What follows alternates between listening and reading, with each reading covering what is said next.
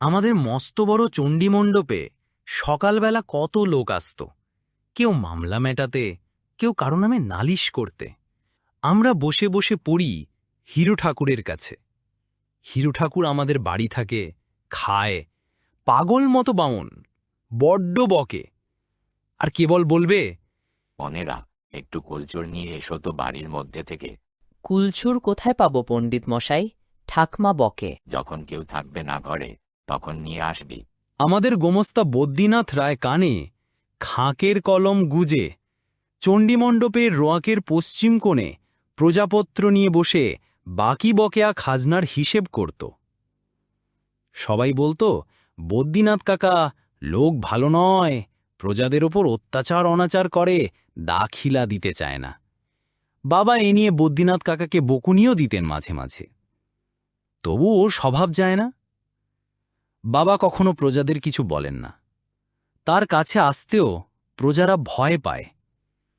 যখন আসে তখন কিছু মাপ করার জন্যে বা বদ্রীনাথ কাকার বিরুদ্ধে নালিশ করার জন্যে।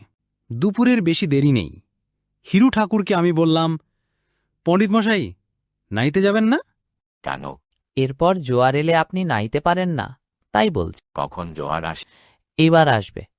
তুমি কি করে জানলে? আমি আমি জানি, বিধু বলছিল। না, বসে নামটা পড়ো।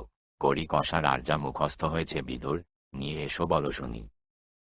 ভিদু না বলতে পেরে হিরু ঠাকুরের হাতের চটাপট চড়খা হাতাল ধারাপাতের উপরে ভয়ানক ঝুঁকে পড়ি। এমন সময় আমাদের হাজারি খুঁড়ি এসে বদ্রীনাথ কাকার সামনে দাঁড়াল। কি টাকা কি টাকা এনেলাম বাবু। কিসের টাকা? এই টাকা। বদ্রীনাথ কাকা বাবার দিকে চেয়ে বললেন, ও অম্বিক, গোপাল গয়লার পরিবার কি বলছে শোনো। আমি তো কিছু বুঝলাম না টাকার কথা কি বলছে। যাও বাবুর কাছে যাও। বাবা ছিলেন চণ্ডীমণ্ডপের ওদিকে বসে, কেননা এদিকে ছেলেদের নামতা পড়ার গণ্ডগোল ও বিভিন্ন প্রজাপত্রের কচকচি তার বরদাস্ত হতো না। তিনি ওদিকে বসে নিবিষ্ট মানে তামাক খেতে খেতে কি সব খাতার বাতা উল্টাতেন। কি কি হাজারি, কিসের টাকা বলছিলে? টাকা এনেলাম বাবু। কিসের টাকা? তোমরা তো খাজনা করো না, গোপাল গয়লার ভিটের খাজনা মাপ ছিল। একগে সেই টাকা নয়। কথা শেষ করেই হাজারি খুঁড়ি একখানা কালো কিষ্টি ময়লা ন্যাকড়ার পুটুলি খুলে বাবার পায়েন কাছে ঢালল একটি রাস রূপোর টাকা। আমরা অবাক, বদ্রীনাথ কাকা অবাক। এ কিসের টাকা? এত টাকা কেন এনেছো? তুমি পেলে কোথায়? উনি দিয়ে গিয়েছেন, আপনার ছেলে আপনার কাছে রাখুন। এতক্ষণে আমরা সবাই ব্যাপারটা বুঝলাম। হাজারি টাকাটা গচ্ছিত রাখতে এনেছে বাবার কাছে। টাকাটা আমার কাছে রাখবে? হ্যাঁ বাবা। কত টাকা আছে? 400। আপনি গুনে দেখেন। বদ্রীনাথ কাকা টাকা গুনে দেখলে ঠিক 400 টাকাই আছে। 400 টাকা পুরোপুরি রাখতে নেই, 1 টাকা কম কি 1 টাকা বেশি রাখতে হয়। 1 টাকা তুমি নিয়ে যাও। কোথায় এতদিন টাকা রেখেছিলে? ঘটির ভিতর বাবা। একটা কথা শোনো গয়লা বউ, তুমি গরিব মানুষ, টাকাটা 2-1 টাকা করে নিও না, এতে টাকা খরচ হয়ে যাবে, অথচ তোমার কোনো বড় কাজে আসবে না। বাবা, আপনি যা বলেন তাই করব। দেখলে অম্বিক, ধুকরির ভিতর খাসা মাস। কে জানত যে ওর ঘরে ঘটির মধ্যে 300-400 টাকা আছে। ঝি বৃত্তি করে সংসার চালায় এদিকে। আজকাল মানুষ চেনা দায়। যাও কাজ করোগে, সে কথায় তোমার দরকার কি? এই ঘটনার পর মাস 5-6 কেটে গেল।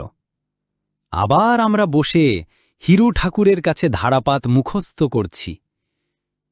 এমন সময় হাজারির ছেলে বলাই এসে কাঁদো কাঁদো সুরে বদ্রীনাথ কাকাকে বললে, মা মারা গিয়েছে। নায়েব মশাই। তোর মা কোথায়? কই তা তো জানি নে। এখানে মারা গিয়েছে? না, মোর ভগ্নিপতির বাড়ি কালোপুরে। কবে গিয়েছিল? তাজ 2 মাস। মুইও তো সেখানে ছিলাম। একটু পরে বাবা এলেন বাড়ির ভিতর থেকে। বলাই গিয়ে প্রণাম করে দাঁড়ালো বাবার সামনে। বদ্রীনাথ কাকা বললে, শুনলে অম্বিক, হাজারি মারা গিয়েছে। সে কি? হ্যাঁ, ও তাই বলছে। বলিস কি রে বলাই, শ্রাদ্ধ হয়ে গিয়েছে? তা হইল। তা তুই কি মনে করে এলি এখন? সে বলবানি, এখন মেলা লোকের ভিড়, নিরিবিলি বলবানি। বাবা স্বভাবতই ভাবলেন যে বলাই টাকার জন্যে এসেছে, কিন্তু তার বদলে সে যা বলল তাতে বাবা একটু অবাক হয়ে গেলেন। কথাটা যখন বললে তখন বদ্রীনাথ কাকাও সেখানে ছিল। মোদের ঘরের চাবিটা নায়েব মশাইকে খুলে দিতে বলুন। ঘরে একটা ভাঁড়ে ৩০০ টাকা আছে, মা মরণকালে মোরে বলেছে। ভাঁড়ে? হ্যাঁ, একটা ভাঁড়ের মধ্যে।